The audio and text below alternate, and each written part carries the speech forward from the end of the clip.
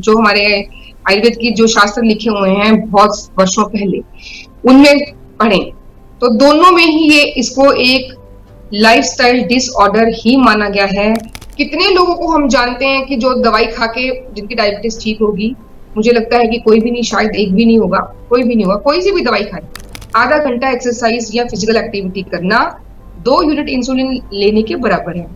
अगर लगातार कंसिस्टेंटली हमारी शुगर 250-300 से ज्यादा रहती है, लगातार 400, 500, 600 अगर लगातार रहती है, लगातार कुछ दिनों तक रहती है, तब जाके वो हमारे ऑर्गन्स को डैमेज करती है।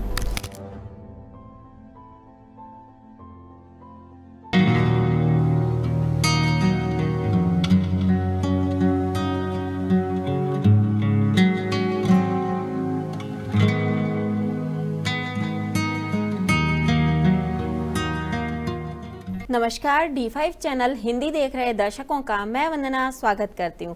आज हमारे साथ जुड़ी हैं डॉक्टर अनु। डॉक्टर अनु, आपका बहुत बहुत स्वागत है हमारे इस प्रोग्राम में। धन्यवाद जी, नमस्कार सभी को। डॉक्टर अनु, आजकल शुगर की, डायबिटीज़ की जो प्रॉब्लम है, इसको लाइफस्टाइल डिसऑर्डर कहा जाता है कि आपके गलत खान पान की वजह से ये हुई है। तो क्या ये सही है?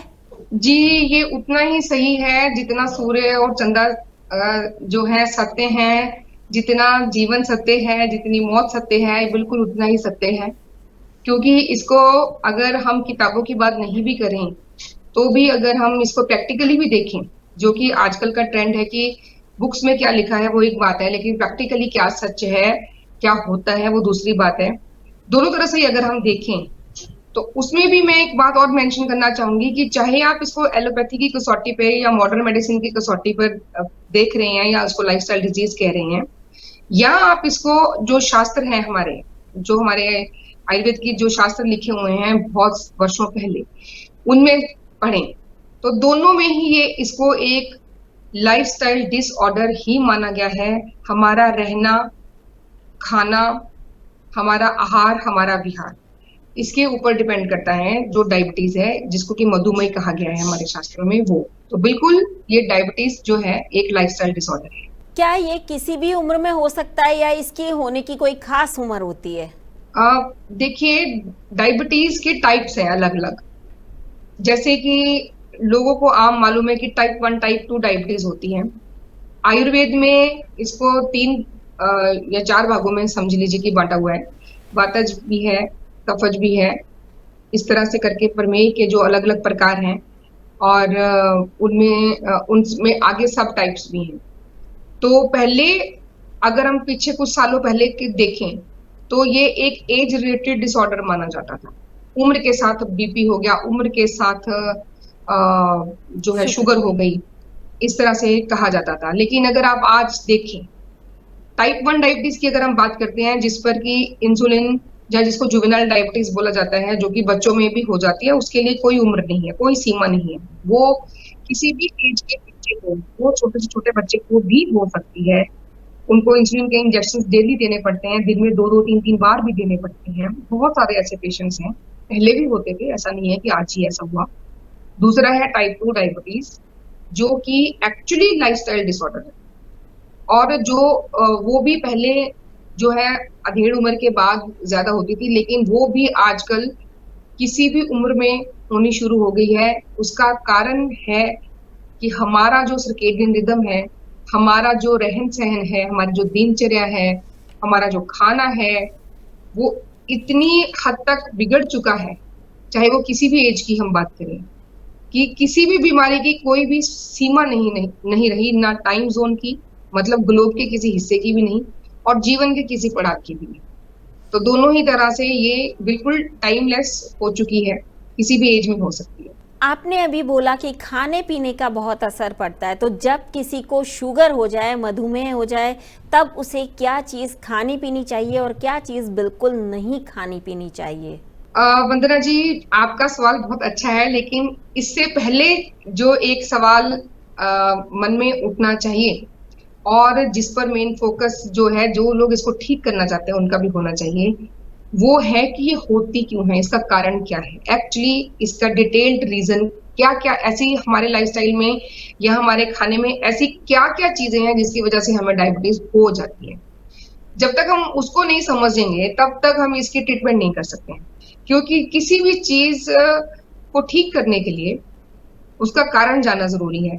जिसका कुछ कारण पता होगा उसी का निवारण हम कर सकेंगे, जिसका कारण नहीं पता है उसका निवारण भी नहीं हो सकता है।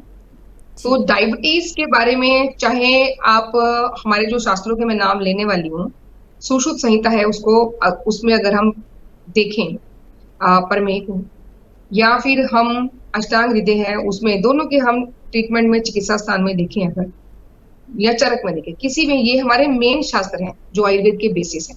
अगर हम इनकी बात करते हैं तो इसमें जो इसके कारण लिखे हुए हैं, तो वो श्लोक है, श्लोक तो मैं अभी पढ़ के सुनाऊंगी तो समझ में भी नहीं आएगा, उसका अर्थ क्या है मैं वो आपको बता देती हूँ।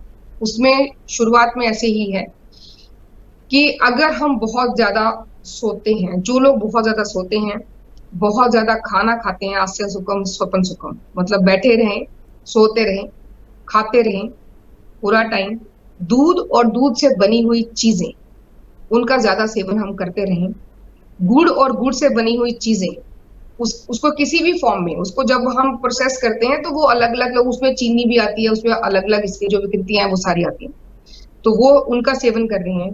फिर इसमें लिखा हुआ है कि जो कफवर्धक आहार, जो भारी खाना होता है जिसको पचाना मुश्किल है, ऐसा खाना हम खाते, पहली बात तो ऐसा खाना खा लिया, दूसरी बात एक्टिविटी नहीं करी, तो दोनों चीजें एक साथ मिलकर क्लब हो गई।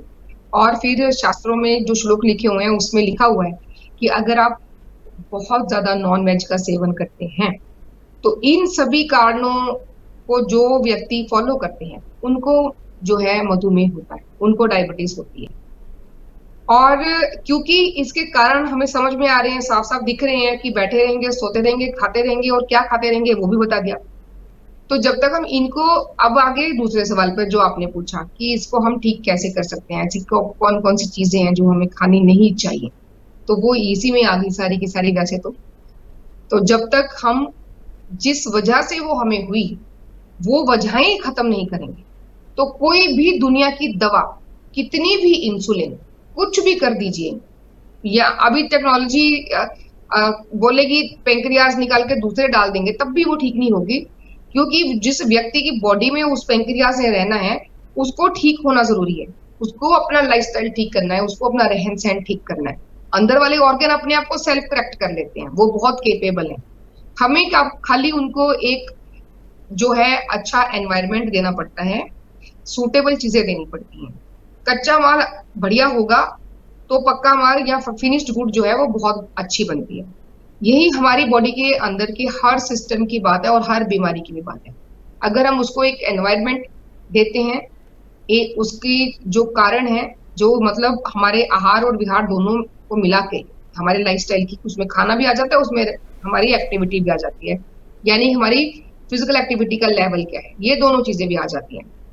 ये जब तक करेक्ट नहीं होती हैं तब तक हम कुछ भी करके डायबिटीज को ठीक नहीं कर सकते। लोग सालों साल इसकी दवाई खाते रहते हैं और वो नंबर ऑफ मेडिसिन बढ़ती जाती है और साथ साथ में ब्लड ग्लूकोज का लेवल भी बढ़ता जाता है, दोनों चीजें साथ साथ बढ़ती जाती हैं, लेकिन फिर भी लोग वो दवाइयां खाते जाते हैं और जीवन भर उसी डायबिटीज के साथ जीते रहते हैं। डॉक्टर अनु, यहाँ पे मैं आपसे जानना चाहूँगी, सरल शब्दों में बताइए कि उन्हें कौन से फल सब्जियाँ खानी चाहिए और कौन सी चीज़ें बिल्कुल नहीं खानी चाहिए। फल सब्जियाँ दाल कौन सी खानी चाहिए? जहां तक फल और सब्जियों की बात है तो ऐसी कोई रेस्ट्रिक्शन नहीं है डायबिटीज के पेशेंट्स को कि वो नहीं खा सकते हैं। शर्त ये है कि कॉरस्पॉन्डिंगली वो फिजिकल एक्टिविटी भी करें, अपने शारीरिक श्रम भी करना है, उनको कसरत करनी है, काम करना है। फल और सब्जियां जो नेचुरल फॉर्म में होती हैं कुदरत में, वो हमें नुकसान नहीं करती हैं। कोई भी फल और कोई भी सब्जी हम खा सकते हैं, जैसे कि कहा जाता है, कुछ फलों के नाम लिए जाते हैं कि ये मत खाएं जी। लेकिन एक सीमित उसमें रह के एक दिन में आप 2 तरह के फ्रूट लीजिए, है ना, ये हम डिसाइड कर सकते हैं। वो 2 तरह के फ्रूट कोई भी सीजनल फ्रूट हो सकते हैं, they can be any seasonal fruit. कोई भी सीजनल फ्रूट जो भी आ रहे हैं, जो लोकल हैं, जो हमारे आसपास पैदा हुए हैं, जो हमें हमारे जलवायु में पैदा हुए हैं, वो फ्रूट्स कभी भी हमें नुकसान नहीं करेंगे, वो हमें खाने चाहिए।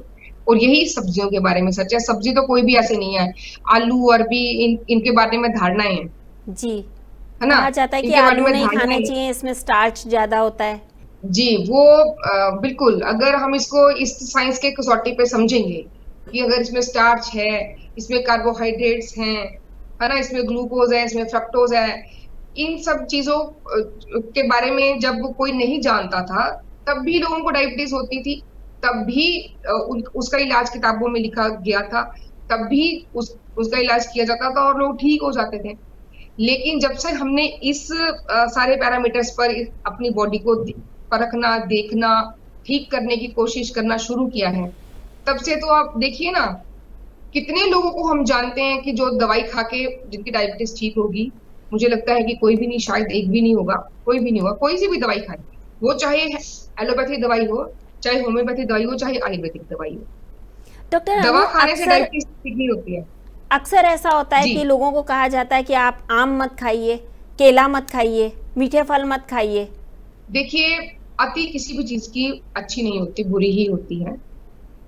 लेकिन ऐसा नहीं है कि वो बिल्कुल भी नहीं खा सकते, ऐसा नहीं है, खा सकते हैं, लेकिन साथ में दूसरी शर्त को भी याद रखना है। आपने खाया है तो आपने पचाना भी है, ठीक है?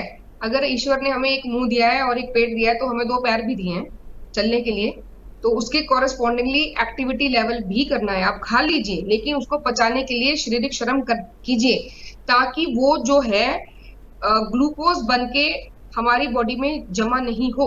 एक्सेस ग्लूकोज को हम कंज्यूम कर लेंगे तो हमें वो दिक्कत नहीं करेगा। शुगर शु- खाएंगे, चीनी खाएंगे, वो इस तरह की चीजें खाएंगे तो वो हमें नुकसान करती हैं।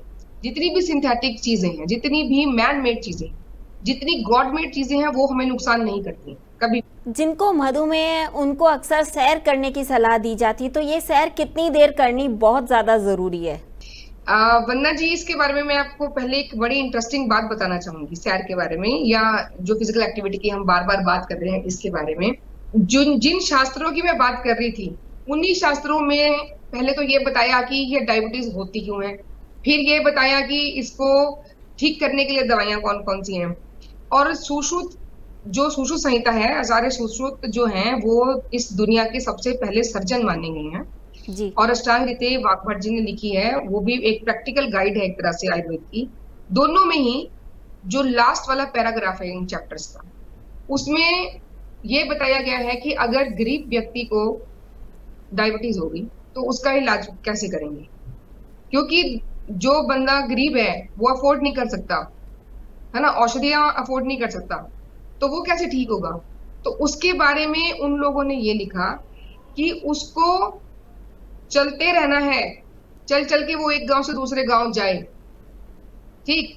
और दूसरा, उसको कुआं खोदने का काम दीजिए, तालाब साफ करने का काम दीजिए, शारीरिक श्रम करने का काम दीजिए। ये आचार्यों ने शास्त्रों में लिखा। इतनी ज्यादा इंपॉर्टेंस है इस सैर की। और एक, अगर हम आधा घंटा एक्सरसाइज करते हैं, आधा घंटा एक्सरसाइज या फिजिकल एक्टिविटी करना 2 यूनिट इंसुलिन लेने के बराबर है। जिनकी शुगर बढ़ती है वो इंसुलिन लेते हैं, वो ये ट्राई करके देख सकते हैं कि जब उनकी शुगर बढ़े तो उस समय वो कुछ ना कुछ खेल खेलें या फिजिकल एक्टिविटी करें, इस तरह की कसरत करें। आधा घंटा करने के बाद वो अपनी शुगर चेक करेंगे तो बिना इंसुलिन के भी उनकी जो शुगर है वो नीचे आएगी। सैर करने की अगर हम बात करें तो कम से कम एक दिन में 40 मिनट सैर जो है हर व्यक्ति को करनी चाहिए, निरंतर लगातार अगर हम चल रहे हैं एक ही डायरेक्शन में, तब बीच में कुछ ब्रेक नहीं है, तब इतनी ज्यादा इसकी इंपॉर्टेंस है। शुगर की नॉर्मल वैल्यू क्या होती है? नॉर्मल वैल्यू शुगर की, अगर इसमें भी अब फिर वही 2 कॉन्सेप्ट आ जाते हैं। एक कॉन्सेप्ट वो है जो पॉपुलर कॉन्सेप्ट है, क्योंकि पूरी दुनिया वही मानती है, इसलिए लोग समझते हैं कि 120 जो है वो शुगर का नॉर्मल फास्टिंग लेवल है ना, कि खाना खाए बिना सुबह उठते ही अगर हम चेक करेंगे तो। लेकिन पर्सन टू पर्सन ये जो लेवल्स हैं ये वेरी करते हैं। और अगर हम देखें कि कुछ कुछ हर 10 सालों के बाद में ये लेवल्स जो है ये रिवाइज कर दिए जाते हैं। पहले इसको 130 माना जाता था, उसके पहले 160 माना जाता था, अब 120 कहा जाता है। तो इसलिए मुझे लगता है कि इस सब में हमें उलझना ही नहीं चाहिए, हमें उलझना ही नहीं चाहिए। जब तक आपकी बॉडी कुछ सिम्टम नहीं दिखाती है तब तक आप बीमार नहीं है, पहले तो ये याद रखना चाहिए। दूसरी बात ये कि शुगर लेवल हो, टेम्परेचर हो, हमारी बॉडी का कुछ भी हो, वो हर पर्सन का एक दूसरे से अलग होता है। हमारा नॉर्मल वही है जिसमें हम नॉर्मल रहते हैं, जिसमें हम अपनी सारी एक्टिविटीज कर सकते हैं। और अगर डॉक्टर विश्वरूप की बात करें तो वो कहते हैं कि अगर आपकी शुगर जो है खाना खा के 250 से नीचे नीचे है और बिना खाना खाए 150 तक है तो वो नॉर्मल ही है, उसको नॉर्मल ही माना जाएगा। अगर लगातार कंसिस्टेंटली हमारी शुगर 250-300 से ज्यादा रहती है, लगातार 400-500 600 अगर लगातार रहती है, लगातार कुछ दिनों तक रहती है, तब जाके वो हमारे ऑर्गन्स को डैमेज करती है। यहाँ मैं आपसे ये भी जानना चाहूंगी कि डेली रूटीन क्या होना चाहिए शुगर पेशेंट का। देखिए, जो ये आपका जो सवाल है, मुझे लगता है ये बहुत ज्यादा रेलिवेंट क्वेश्चन है और सबसे ज्यादा इम्पोर्टेंट क्वेश्चन है अगर कहीं आज की डेट में सबके लिए, ना केवल डायबिटीज का बल्कि बाकी सारी बीमारियों का भी। इसमें रूटीन में हमारा उठना और सोना शामिल है, जिससे कि हमारी बॉडी का क्लॉक सेट होता है। इस सृष्टि के साथ, इस प्रकृति के साथ हमारी बॉडी का एक बड़ा स्ट्रॉन्ग कनेक्शन है। जो कुछ भी हम बाहर देखते हैं बिल्कुल उसी तरह हमारी बॉडी के अंदर होता है। और सन और मून के साथ हमारी बॉडी में चेंजेस आते हैं। इसको अगर हम साइंटिफिकली देखें तो इसी सर्केडियन रिदम पर 2017 में नोबेल प्राइज भी दिया गया। ये सर्केडियन रिदम को अगर हम करेक्ट करते हैं तो वो क्या कैसे कैसे हमें ठीक कर सकती है। तो सन के साथ जब सनलाइट को हम परसीव करते हैं तो उसके साथ ही हमारे बॉडी के हार्मोन जो जनरेशन है वो चेंज होती है। कॉर्टिसोल्स जो है डे हार्मोन है, एक्टिविटी में लगाने वाला है, वो सिक्रीट होना शुरू होता है। जैसे जैसे शाम को अंधेरा होता है मेलाटोनिन बनना स्टार्ट होता है, हमारी बॉडी रेस्ट में जाती है, नींद आती है हमें, हम डी स्ट्रेस होते हैं और फाइनली जब हम सो जाते हैं तो हमारी बॉडी अपने आप को रिपेयर करती है। तो अगर हम इसी सर्केडियन रिदम को फॉलो करें तो हमारी बॉडी के हर ऑर्गन का एक टाइम है, उसका काम करने की भी टाइम है। उसके बाद वो सो जाते हैं, वो अपना रेस्ट लेते हैं, हर टाइम वो काम करते रहे ऐसा नहीं है। पेंक्रियास की अगर हम बात करें, जो डायबिटीज वाले पेशेंट्स के लिए एक इंपॉर्टेंट ऑर्गन है, तो उसमें वो शाम को रात को 8 बजे के बाद हमारे पेंक्रियास काम नहीं करते हैं। अगर हमने 6 बजे तक खाना खा लिया तो 8 बजे तक वो पच जाएगा। तो हमारे शुगर लेवल्स वैसे भी नॉर्मल शुगर लेवल्स को भी अगर हम देखें तो 12-1 बजे के आसपास बहुत नीचे चले जाते हैं। फिर सुबह उठने से जस्ट पहले हमारी बॉडी जो है ग्लूकोज रिलीज करना शुरू करती है, क्योंकि उसको मालूम है कि एक्टिविटी में लगने के लिए हमें एनर्जी की जरूरत है। तो इसलिए सूर्य के साथ उठना और सूर्य के साथ ही चांद के साथ सोना, ऐसे समझ लीजिए, डायबिटीज के पेशेंट के लिए बहुत इंपॉर्टेंट है, नंबर 1। नंबर 2, खाने के टाइमिंग्स उनके बहुत इंपॉर्टेंट है। सुबह 8 बजे से लेके शाम के 6 बजे के बीच में जो ये 10 घंटे का एक विंडो है, एक ब्रैकेट है, इसमें ही वो खाना खाएं। जिनकी बहुत ज्यादा डायबिटीज है वो 10 बजे से लेके सुबह 10 बजे से लेके शाम को 6 बजे तक ही केवल खाना खाएं। तो इस तरह से और इसके साथ ही कुछ भी वो योग करें, चाहे वो सैर करें, चाहे वो कुछ भी एक्सरसाइज कसरत जो है एक निरंतर कंटिन्यूसली 40 मिनट कम से कम उनको डेली करना चाहिए। खाने में क्या खाना है क्या नहीं खाना है ये चीजें तो हमने शुरू में ही बात कर ली। दूध और दूध से बनी हुई चीजें, मीठे से बनी हुई चीजें, कोई भी आर्टिफिशियल स्वीटनर्स भी यूज नहीं करना चाहिए, क्योंकि इन सब से ही हमारी नर्व्स जो है अल्टीमेटली वीक होती हैं। हमारे साइड इफेक्ट्स जो हैं बॉडी में इन चीजों के हैं, तो इनको भी हटा देना चाहिए। बिल्कुल इतना ही सिंपल है अपने आप को ठीक करना अगर हम बीमार हो चुके हैं, और अगर हम बीमार नहीं है तो अपने आप को स्वस्थ रखना, दोनों चीज। शुगर पेशेंट का डाइट प्लान क्या होना चाहिए? डे का डाइट प्लान बताएं। देखिए, सुबह जो है 12 बजे तक उनको जो है फ्रूट्स खाने चाहिए, जो कि डीआईपी डाइट में हम लोग पेशेंट्स को बताते हैं अपने। 12 बजे तक वो फ्रूट्स खाएं, और वो फ्रूट्स वो भरपेट भी खा सकते हैं। उसके बाद उनको सलाद खाना है, that is called plate 1 for them. और सलाद खाने के साथ ही जब हम खाने के लिए बैठे हैं तो सबसे पहले उनको एक फुल प्लेट सलाद खाना, ग्रीन वेजिटेबल्स का जरूरी है, वो खाएं। और उसके बाद पका हुआ खाना खाएं। इसी तरह से डिनर में भी शाम को 6 बजे भी, अगर मैं ऐसे बताऊं कि सुबह 8 बजे से लेके 12 बजे तक आप फ्रूट खा लीजिए, 1 बजे आप अपना खाना खा लीजिए, और 6 बजे तक आप रात का खाना भी खा के उसके बाद फिर आपको कुछ भी नहीं खाना है। अगर आप कोई काढ़ा ले रहे हैं, कुछ इस तरह की चीजें ले रही हैं, तो वो आप इसके आगे पीछे भी ले सकते हैं, ठीक है। लेकिन जिन चीजों को पचाने में हमारी बॉडी को बहुत मेहनत करनी है, उसको हम इसी विंडो में और इन टाइमिंग्स के साथ खाएंगे। यानी सुबह हमने फ्रूट्स खा लिया, उसके बाद हमने 2 बार जो खाना खाया, 1 बजे और 6 बजे फॉर एग्जाम्पल, तो उसमें हमने प्लेट 1 और प्लेट 2 दो प्लेट्स लिए। एक प्लेट में हमने पहले रॉ खाया, कच्चा खाया, और फिर हमने पका हुआ खाना खाया। और ध्यान हमें इस बात का रखना है कि तकरीबन 70-80% हमारा जो खाना है वो कच्चा होना चाहिए, रॉ होना चाहिए। सैलेड के फॉर्म में हो, चाहे फ्रूट्स के फॉर्म में हो, चाहे कोई भी वो सब्जी जिसको हम कच्चा खा सकते हैं, उसको कच्चा ही खाना चाहिए।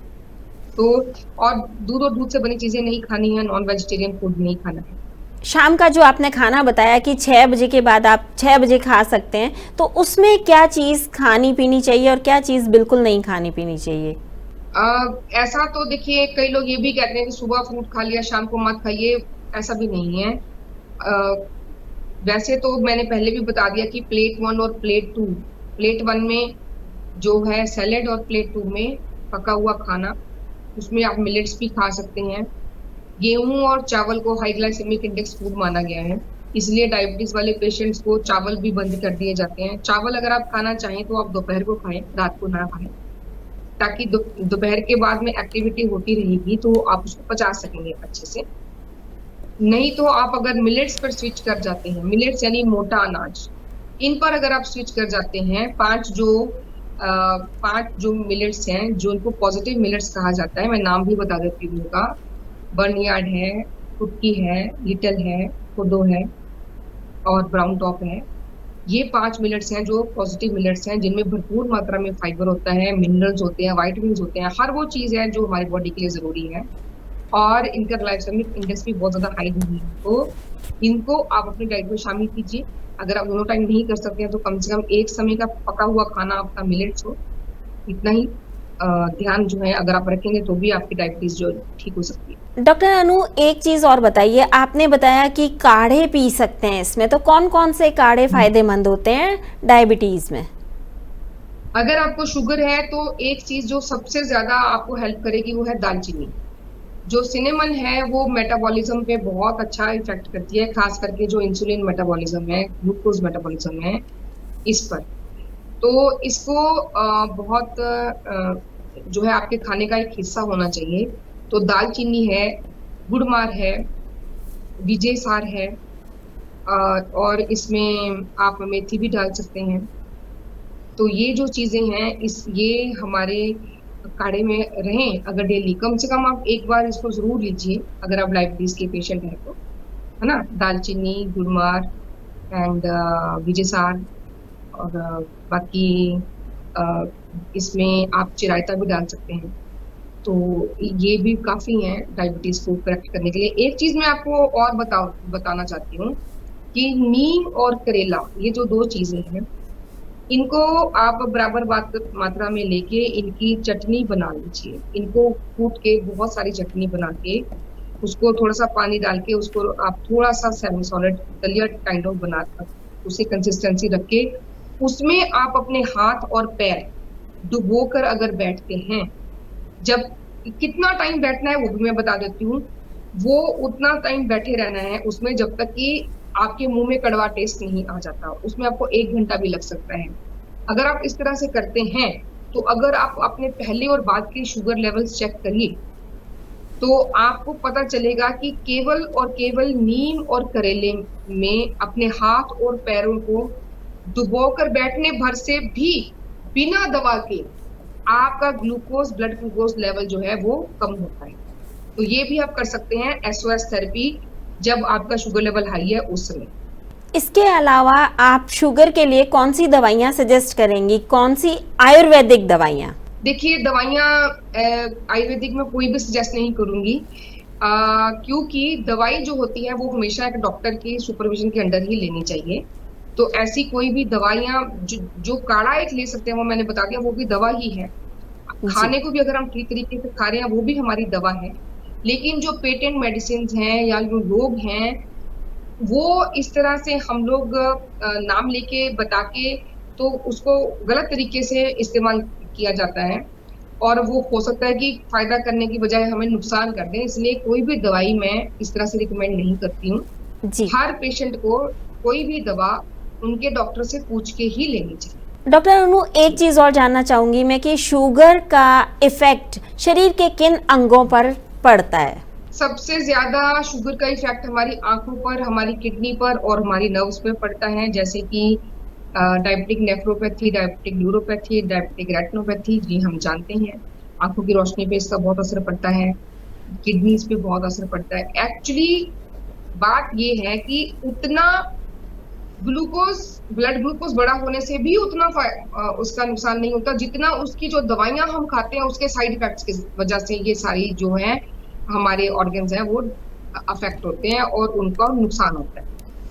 तो ब्लड ग्लूकोज लेवल मैंने पहले भी बताया, अगर लगातार बिना कोई भी इलाज किए लगातार वो हायर साइड पे चलते जा रहे हैं, तब वो जाके हमारे दूसरे अंगों पे असर करते हैं। लेकिन अदरवाइज जो लोग दवाइयां खा रहे हैं साथ साथ में, उनकी भी ये सारी जो चीजें हैं वो खराब होती हैं। लेकिन उसकी वजह उनका ब्लड ग्लूकोज लेवल नहीं है, उसकी वजह वो दवाइयां हैं या बाहर से ली जाने वाली इंसुलिन है, जिसको कि वो सालों साल लेते रहते हैं और फाइनली वो साइड इफेक्ट्स करती है हमारी बॉडी पर, और हमारे ये सारे अंग जो हैं वो खराब होते हैं। एक आम इंसान को कैसे पता चलता है कि उसे शुगर हो गई है? देखिए, शुगर के कॉमन सिम्टम्स अगर मैं देखूं तो बहुत ज्यादा बार बार पेशाब आना, बार बार प्यास लगना, टांगों में बहुत दर्द रहना, थकावट रहना, वेट कईयों का बढ़ता है टाइप 2 में, और टाइप 1 में भी ऐसा है कि खेलते खेलते बच्चे जैसे खेल रहे हैं, बच्चों को खेलते खेलते चक्कर आ गया, बेहोशी हो गई, एनर्जी लेवल उनमें कम लग रहा है। तो ये आम से सिम्टम्स हैं जिनके साथ पेशेंट को पता चलता है कि मुझे कुछ दिक्कत हो रही है, तो मुझे किसी डॉक्टर के पास जाना चाहिए, या हो सकता है कि मुझे कुछ ऐसी चीज है जिसका इलाज करने की जरूरत है। अभी आपने कुछ देर पहले बताया कि शुगर का इफेक्ट आंखों के रेटिना पर पड़ता है, तो ऐसे में ग्रीन वेजिटेबल तो रात को नहीं खानी चाहिए, क्योंकि ग्रीन वेजिटेबल अगर रात में खाई जाती हैं तो उसका असर भी रेटिना पे पड़ता है। देखिए, जिस साइंस की आप बात कर रही हैं, हम उस साइंस वो साइंस जो है दुनिया में आए हुए कुछ ही साल हुए हैं, ठीक, और आयुर्वेद को दुनिया में आए हुए हजारों साल हो गए हैं, शायद उतने ही जितना कि हमें आए हुए हो गए हैं, शायद उतना ही। तो अगर हम देखें तो ऐसा कुछ हमारे शास्त्रों में ना तो लिखा है, ना ही हमारे बड़े बुजुर्गों ने कभी इस तरह से बताया कि ग्रीन वेजिटेबल्स रात को खाएंगे तो आंखें खराब हो जाएंगी। ऐसा बिल्कुल भी नहीं है। अगर ऐसे होता तो सभी जानवर अंधे होते, और सभी जितने, मैं कहती हूँ पंजाब में आप आइए, आप देखिए कि सर्दियों में खास करके रोज रात को लोग साग खा के सोते हैं, सबकी आंखें अच्छी भली रहती हैं, कुछ नहीं होता उन लोगों को।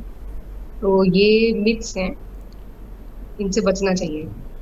आपने एक बहुत बड़े मिथ को तोड़ने में मदद की है, क्योंकि अक्सर लोगों का कहना है कि ग्रीन वेजिटेबल अगर आपने रात में खाई तो आपके रेटिना पर सीधा असर पड़ेगा। डॉक्टर अनु, इसके अलावा आप हमें ये बताइए कि क्या नारियल पानी पीना शुगर वालों के लिए ठीक है? जी बिल्कुल पी सकते हैं नारियल पानी, हम तो किडनी वाले पेशेंट्स को भी देते हैं। यहाँ इम्पोर्टेंट बात ध्यान रखने वाली ये है कि उसको आप ले कैसे रहे हैं। जब भी आपने पानी पीना है या नारियल पानी पीना है या कुछ भी लेना है, तो उसकी स्पीड उतनी ही होनी चाहिए जितना एक नारियल को खत्म करने में आपको टाइम लगेगा। अगर आप खाएं उतने ही टाइम में आपने उस नारियल पानी को भी खत्म करना है, तो हम उसको मेटाबोलाइज कर सकते हैं आराम से, कुछ दिक्कत ऐसी नहीं। अनु जी, आप हमारे साथ जुड़ी, आपका बहुत बहुत धन्यवाद। धन्यवाद वंदना जी, और सभी जो सुनने वाले हैं श्रोता और देखने वाले दर्शक हैं, जितने भी आप हमें, उन सबके लिए मेरा एक ही संदेश है। मैं बोलना चाहती हूँ कि अगर आप चाहते हैं कि हमारी आने वाली जो जनरेशन है, हमारे बच्चे हैं और आगे आगे वाली जनरेशन भी हैं, वो स्वस्थ रहें, तो दो तीन बातें हैं जिनका हमें ध्यान रखना चाहिए, वो और हमें सिखानी चाहिए। वो यही है कि सबसे पहला तो जो हमारी बॉडी का क्लॉक है, जो हमारा सर्केडियन रिदम है, उसको हम करेक्ट करें। पहले हम अपना करेंगे, तभी हम दूसरों को भी एग्जाम्पल बन के सिखा सकेंगे, क्योंकि हमारे बच्चे वही करते हैं जो वो देखते हैं या सुनते हैं। जो हम उनको पढ़ाते हैं या जो हम उनको सिखाने की कोशिश करते हैं, वो नहीं सीखते हैं। जो वो देखते हैं एक्चुअली कि क्या हो रहा है, वो वही चीज सीखते हैं। तो सर्केडियन रिदम ठीक करने से हमारी बॉडी के हार्मोन्स करेक्ट रहेंगे। पीसीओडी जैसी बीमारियां, डायबिटीज जैसी बीमारियां, इनफर्टिलिटी जैसी बीमारियां जो आजकल बच्चों में इतनी कॉमन है, इन सब से हम अपनी बच्चों को बचा के रख सकते हैं अगर हम उनका बॉडी का क्लॉक सेट करवा दें, क्योंकि फिर सारी ग्लैंड्स अपने सही समय पर सही काम करने लग जाएंगी। दूसरी चीज जो है वो है सीजनल खाना खाना।